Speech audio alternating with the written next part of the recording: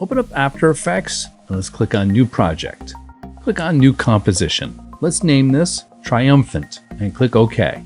Click on the T with the Type tool. Click in the canvas area and type out the word Triumphant. Get the Selection tool, and now we can play around with the look of the word. The size is right here. If we click and drag to the right, we can make the text bigger. We can drag the text over to the middle. You can choose whatever font you want, whatever color you want to do. In the timeline on the bottom left, click on the drop-down arrow and we'll see Text and Transform. Click on the Animate button and then click on Position. Now let's click on the Add button, Property, Opacity.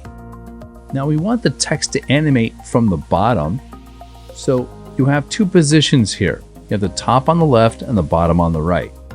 Let's increase the second position, which brings it down. I'm going to increase that to 100.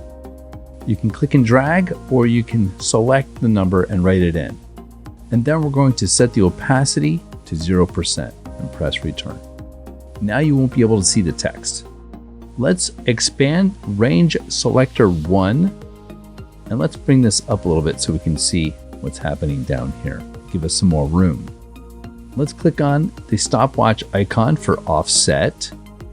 Now set the value to a negative 100%. If we click on it and drag it to the left, watch the letters.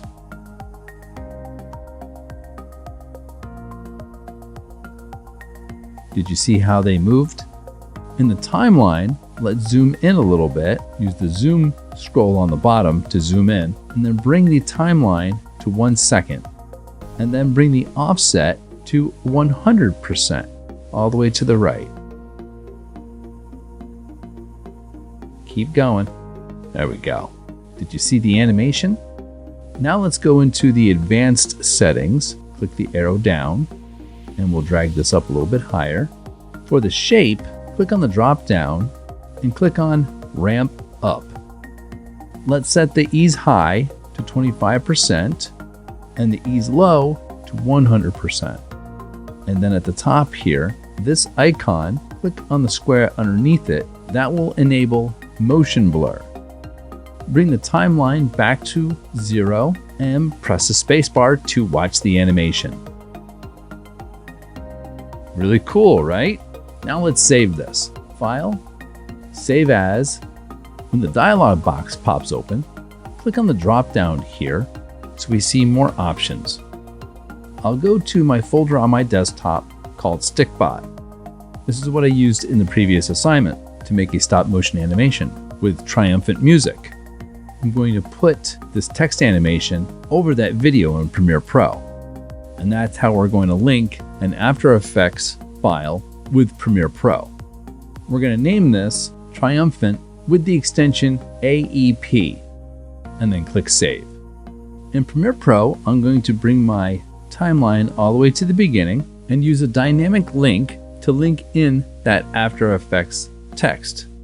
Go to File, Adobe Dynamic Link, Import After Effects Composition. I got a warning that it failed to connect to Adobe After Effects Dynamic Link. So what you have to do is make sure your Premiere Pro file is saved and close both programs, Premiere Pro and After Effects, and then reopen them.